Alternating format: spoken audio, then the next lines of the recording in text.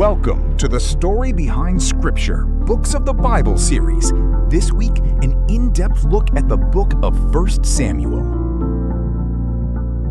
I want you to imagine a moment, a time when you demanded exactly what you wanted. You just dug your heels in. Oh, we've all been there. You build this totally airtight case in your head. Right. You stamp your feet, you wear down the resistance, and finally, you get it. And then almost immediately you realize it was the worst possible thing that could have happened. Exactly. You didn't just get what you asked for, you got everything that came with it. And it, completely changes the fabric of who you are. It's that classic realization that human desires, especially when they're totally unchecked by wisdom, they just become our own punishment. We think we're solving a problem, but we're actually dismantling our foundation. And today's deep dive is about an entire nation doing exactly that. It really is a massive tectonic shift in ancient history. Today, we're unpacking a huge stack of study notes and commentaries on the first book of Samuel. We're looking at Israel's transition from this loose, spiritually scattered group of tribes ruled by judges into a highly unified but deeply flawed nation-state under a human king. Right. And I want to make this clear from the start. This isn't just a political history. It's a spiritual autopsy. There's a crucial distinction, because if you just read this as a political evolution, you completely miss the undercurrent of the whole narrative. Yeah, we're looking at how this shift permanently altered the spiritual health of the nation. We're going to talk about the terrifying realities of the Ark of the Covenant. And those stark contrasts in leadership. Yeah. Going from a godly mother's quiet prayer to a really careless father to the tragic fall of a king. A king who looked the part perfectly but was completely hollow on the inside. It's a brutal look at the cost of prioritizing outward appearances, over internal integrity. So to set the stage, we drop right into this family dynamic that is basically a psychological powder keg. Oh, it is tense. We meet this woman named Hannah, and she is living in a state of relentless, just suffocating bitterness. And to really understand her pain, we have to look past our modern ideas of family. Right, because the cultural weight she's carrying is crushing. She's completely unable to have children. Which, in the ancient Near East, barrenness was practically a social death sentence. It wasn't just a personal sorrow. People viewed it as a sign of divine disfavor, right? Exactly.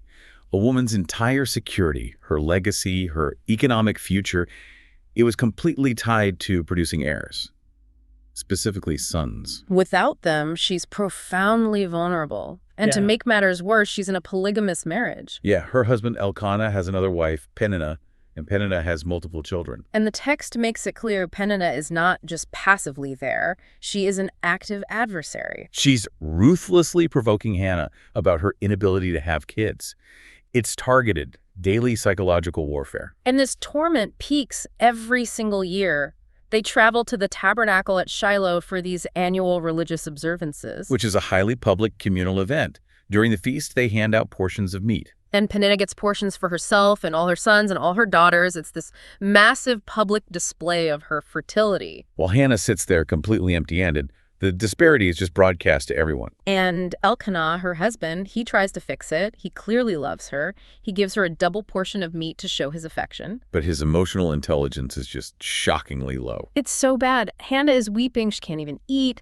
And he looks at her and basically says, "Am I not better to you than 10 sons?" He is entirely tone deaf to her grief. He just assumes his love should be enough to erase her social crisis. Right, which totally invalidates her pain. She's isolated by the rival's cruelty and her husband's ignorance, so she hits her breaking point. She leaves the feast, goes to the tabernacle, and just pours out her bitterness to God. But right in the middle of this desperate prayer, she makes this profound pivot. She stops asking for a child just to silence Peninnah. Yeah, she makes a vow.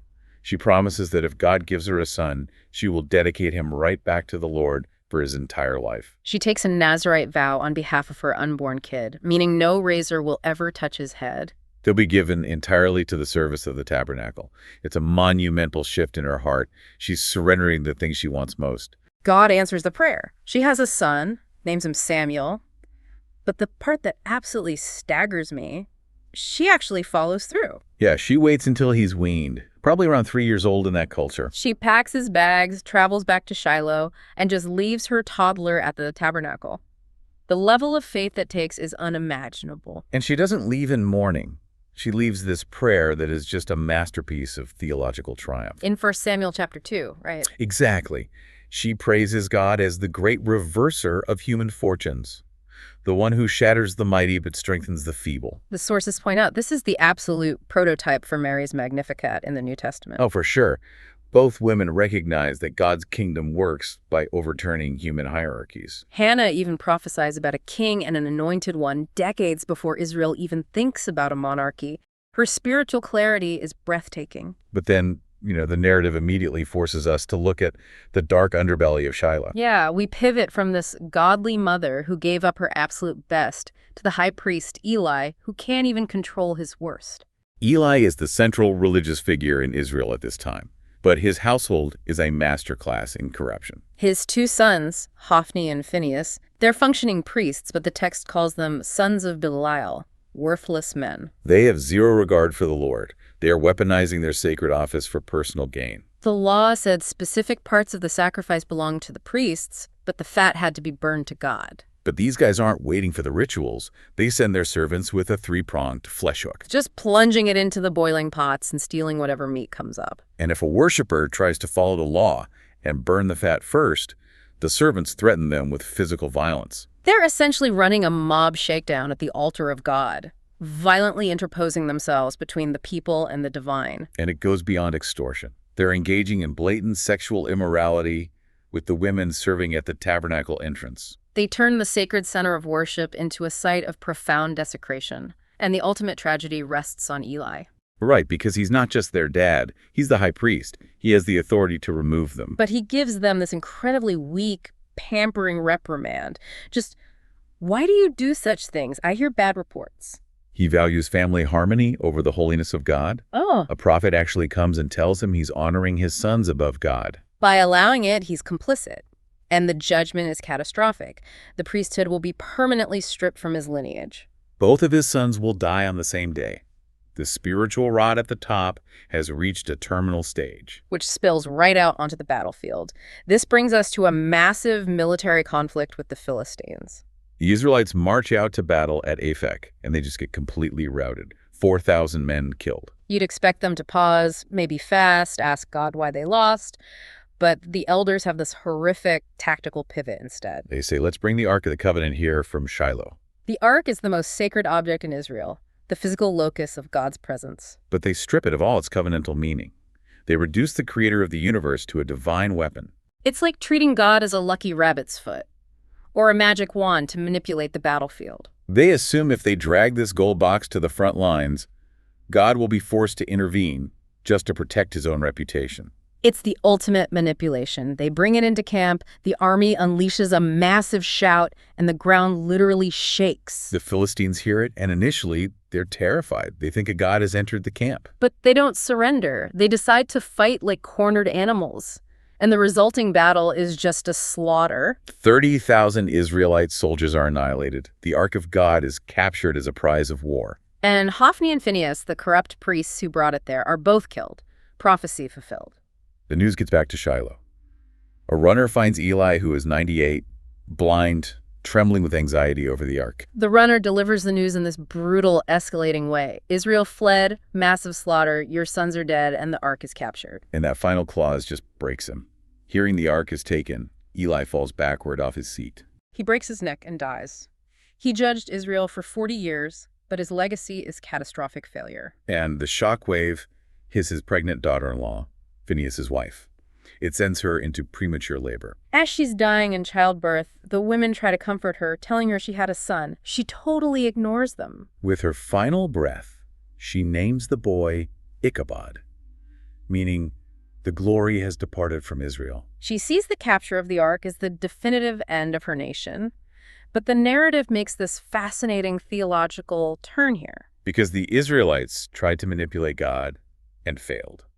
So the Philistines think they've achieved this ultimate cosmic victory. Capturing the idol of a rival nation meant your God subdued their God. Right? Exactly. So they drag the Ark to Ashdod and put it in the temple of their chief deity, Dagon. Right next to the idol, they lock the doors, assuming Yahweh is now a prisoner of war. The arrogance is palpable, but the next morning they open the doors and find Dagon fallen flat on his face before the ark. In a posture of total worship and submission, the priests panic and prop the heavy idol back up. But the following morning, Dagon is on his face again. Only this time, the head and both hands are broken off. Lying severed on the threshold, it's this brilliant, divine mockery. Dagon has no mind to strategize, no hands to fight. Just a powerless block of stone. And the judgment doesn't stop in the temple. The people are struck next. A severe plague sweeps through Ashdod. They're struck with emerods, which epidemiologists think were severe tumors or hemorrhoids. Likely indicating bubonic plague because it's accompanied by this devastating infestation of mice. The people are in agony. They realize the ark is doing it, so they ship it to the city of Gath. And the plague immediately erupts there. So they try Ekron, but the citizens literally riot when they see it coming. The whole Philistine territory is gripped by terror for 7 months. Finally, they ask their diviners how to get rid of it. The diviners suggest sympathetic magic. Send it back with a trespass offering of 5 golden tumors and 5 golden mice. They think creating an image of the suffering and sending it away will cure them. But they also design a rigorous test. They construct a brand new cart and take 2 nursing cows that have never been yoked. They hitch the cows to the cart, load the ark, and lock the calves away in a pen. It's a cruel but scientifically controlled experiment. A nursing cow's maternal instinct is incredibly strong. She should naturally turn back to her calf.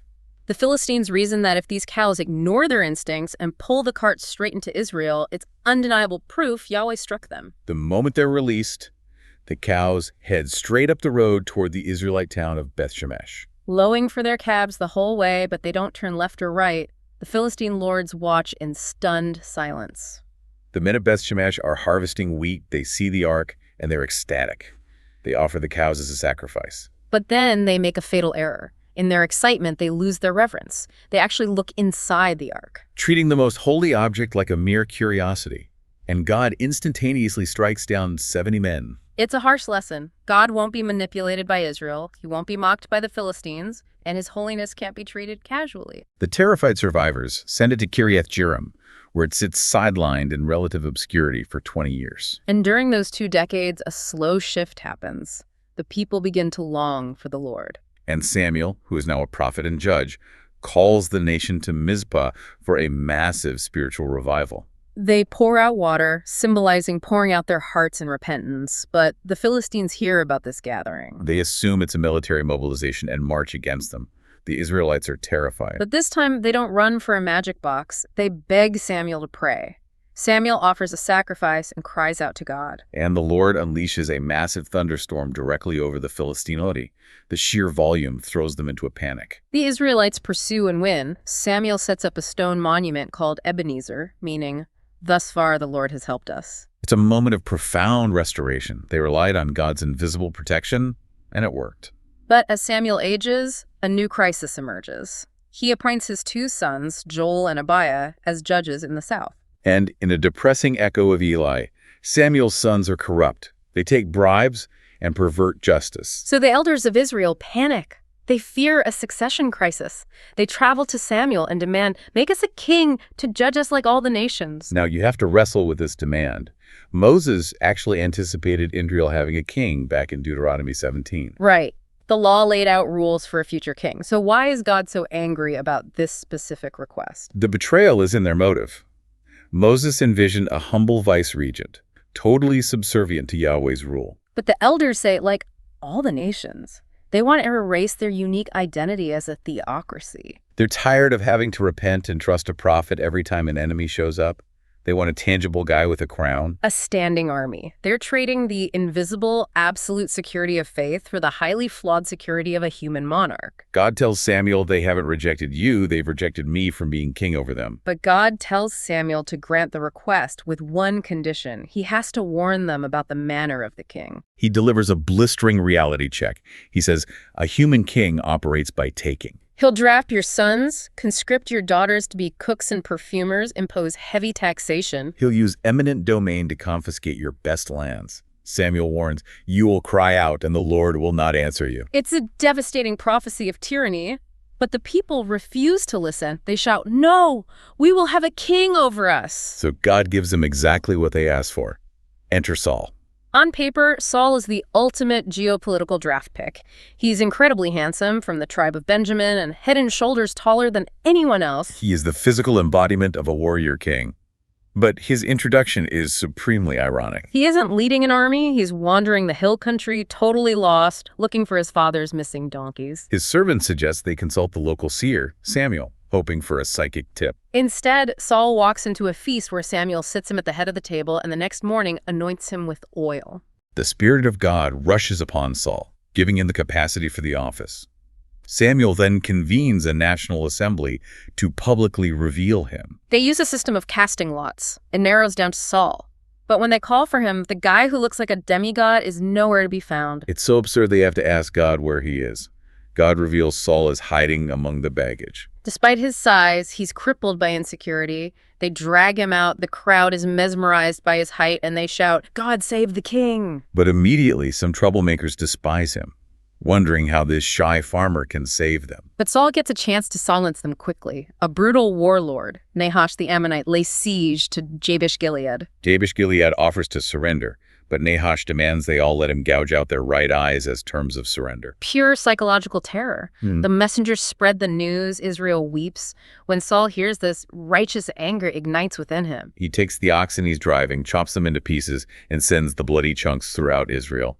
With the threat, "Whoever does not come out after Saul, so shall it be done to his oxen."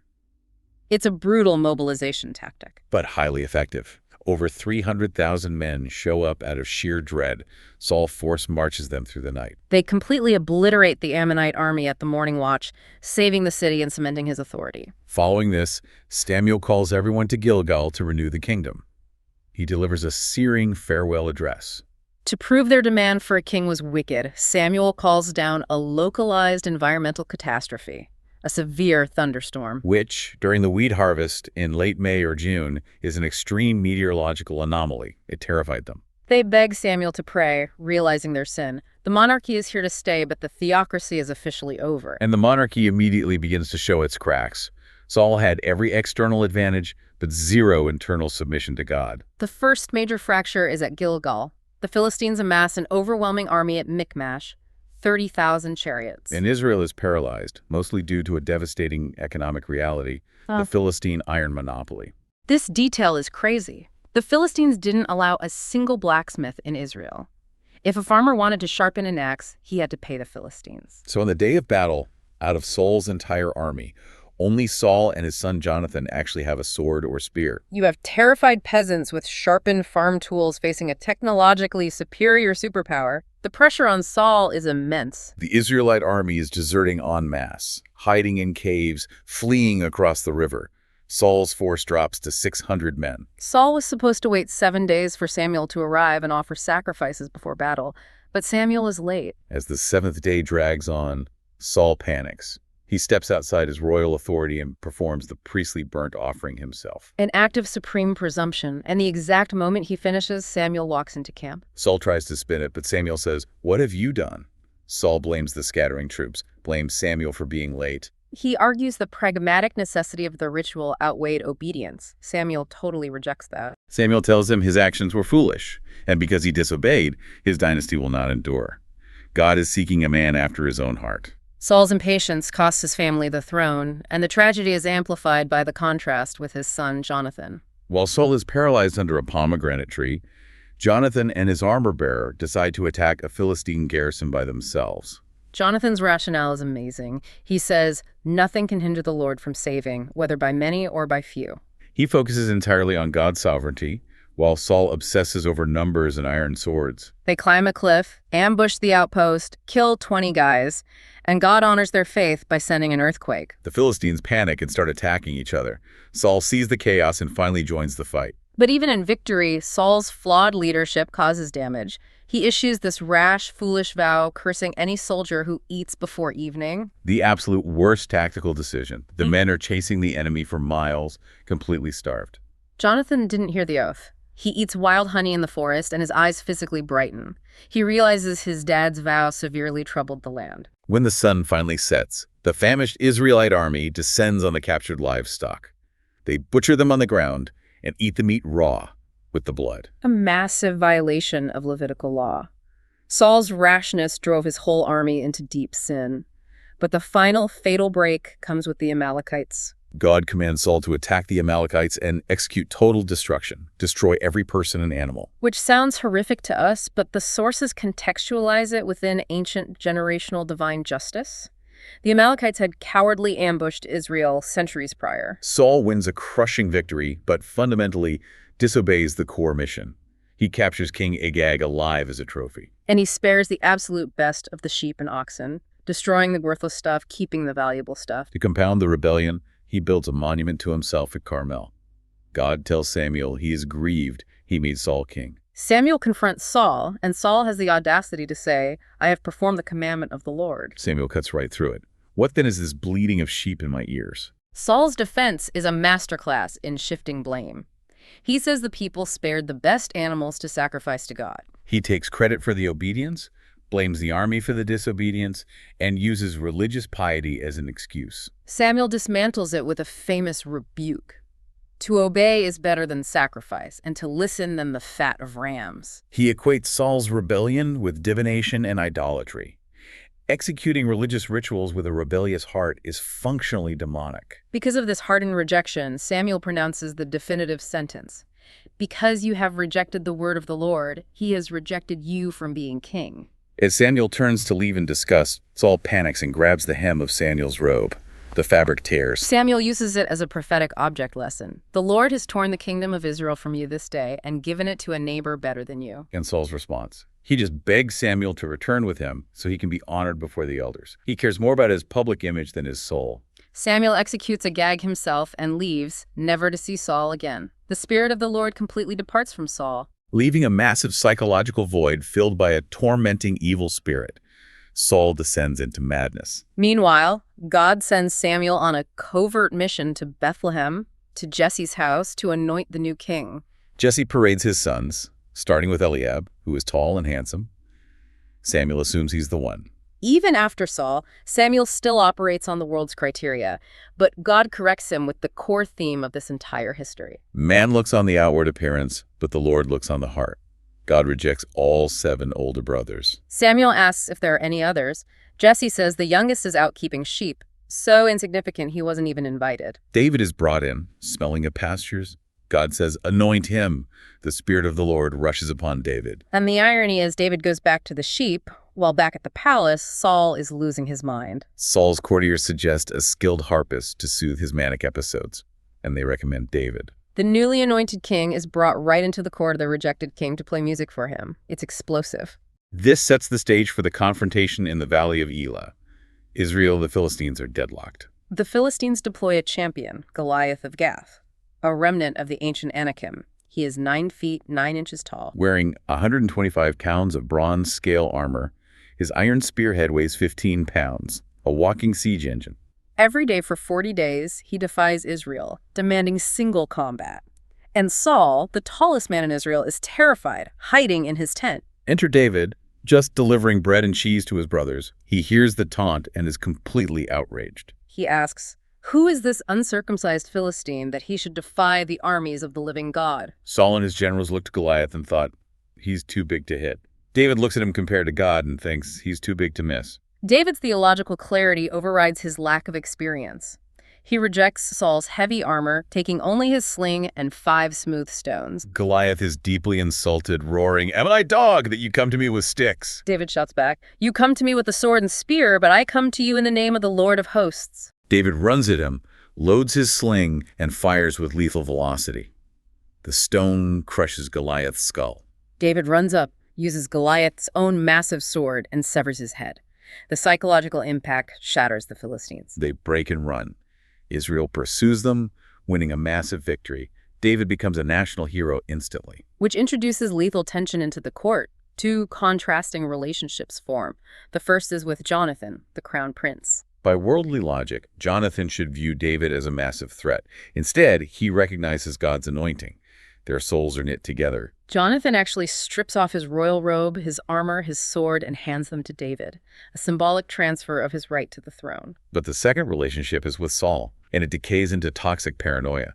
The women saying, Saul struck his thousands and David his 10,000s. Saul's fragile ego just ignites. He realizes the public adoration has shifted. He keeps a jealous eye on David from then on. The evil spirit drives Saul into manic episodes. He actually throws a spear at David while he's playing the harp, trying to pin him to the wall. David dodges it twice. So Saul changes tactics, offering his daughter Michal in marriage, but demanding a gruesome dowry. 100 Philistine foreskins. He's hoping the Philistines will kill David on this highly dangerous mission. But the plot backfires. David brings back 200. He marries Michal, and Saul's fear solidifies into a permanent obsession to destroy him. Saul completely abandons his duties defending Israel, consumed by hunting David and plunging the nation into civil unrest. David flees in the night, lowered out a window by Michal. He becomes a fugitive. He runs to the tabernacle at Nob. Exhausted, unarmed, he lies to the priest Ahimelech, claiming he's on a secret mission for the king. Ahimelech gives him the only bread they have, the holy showbread. Jesus later references this to show human need supersedes ceremonial law. Ahimelech also hands him the sword of Goliath, which was kept there as a trophy. But Doeg the Edomite, Saul's chief herdsman, sees this. Later, he informs Saul that the priests helped David. And Saul's reaction shows his total moral bankruptcy. He summons Ahimelech and the priests, and despite Ahimelech's defense, orders their execution. The royal guards refuse to slaughter the priests of Yahweh, so Saul commands Doeg to do it. Doeg massacres 85 priests, then goes to Nob and slaughters the entire town, men, women, children, and livestock. Saul wouldn't execute God's judgment on the Amalekites, but has no hesitation annihilating the innocent priesthood of his own God.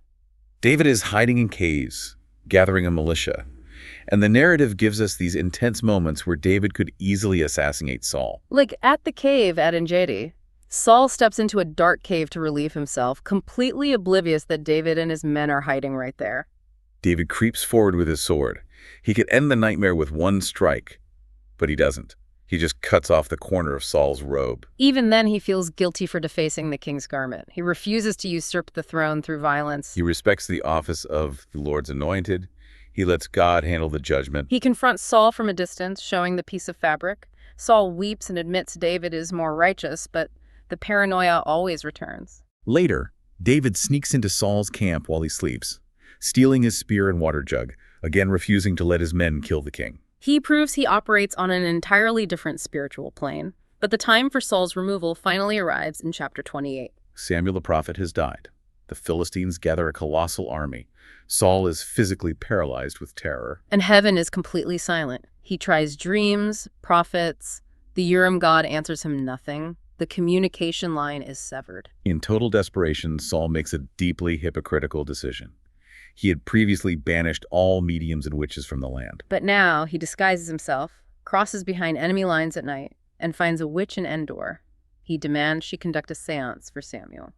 As she begins, she lets out a blood-curdling scream of pure terror. She sees something she didn't actually conjure. The text is unambiguous. The actual spirit of Samuel appears. God sovereignly intervenes to deliver one final message of doom. Samuel asks why he's been disturbed. Saul pleads for help, but Samuel offers no comfort. He says the kingdom is given to David. He tells Saul, "Tomorrow you and your sons shall be with me." The prophecy is absolute doom. Saul collapses on the ground. Completely drained, the witch has to force him to eat a final meal of a fattened calf in the dark, totally devoid of hope. And next day, the armies clash on Mount Gilboa. It's a massacre. Jonathan and his brothers are killed. Saul is severely wounded by archers. Terrified of being tortured by the Philistines, he begs his armor-bearer to kill him. When the armor-bearer refuses, Saul falls on his own sword. The Philistines find his body, cut off his head, strip his armor, and nail his headless body and his son's bodies to the wall of Beth-Shemesh. The ultimate degradation of Israel's champion. But the book doesn't end on total despair. There's a deeply moving echo of Saul's first bravery. Decades earlier, Saul's first act was saving Jabesh-Gilead. The men of that city remember. They march all night, penetrate enemy lines, and take the bodies down. They burn the mutilated remains, bury the bones, and fast for 7 days, returning dignity to a king who had lost all of his own. It's an incredible journey. We watched a nation demand a human king to look like everyone else, prioritizing outward appearances over internal submission. But God's sovereign hand is always working. He used Saul's persecution to strip away David's self-reliance, forging a true king in the wilderness. I want to leave you with one final chilling historical postscript. Think back to chapter 15, when Saul disobeyed God by keeping King Agag alive as a trophy. Samuel executed Agag, resolving the immediate crisis, but the historical reverberations weren't over. Centuries later, the Jewish people are living in exile under the Persian Empire. A powerful prime minister plots the systematic extermination of the entire Jewish race. The history in the book of Esther. The villain's name is Haman, and the text provides his specific lineage. Haman the Agagite. He is a direct descendant of the exact king Saul compromised with. Saul's failure nearly resulted in the annihilation of the Jewish people centuries later. It's a staggering historical connection. It really is. It's a sobering reality to mull over. The compromises we refuse to deal with today almost always become the deadly enemies our children have to face tomorrow. Join us every week on The Story Behind Scripture, where we deep dive a book of the Bible to see how the Word of God always points to the Son of God, Jesus Christ. You can also check out the story of the destruction of Solomon's temple, tracing the historical events through the prophets, the changing world empires, and how it all points to the coming king. Written in Fire by Mike Benitez is available on Amazon. Link is in the comments.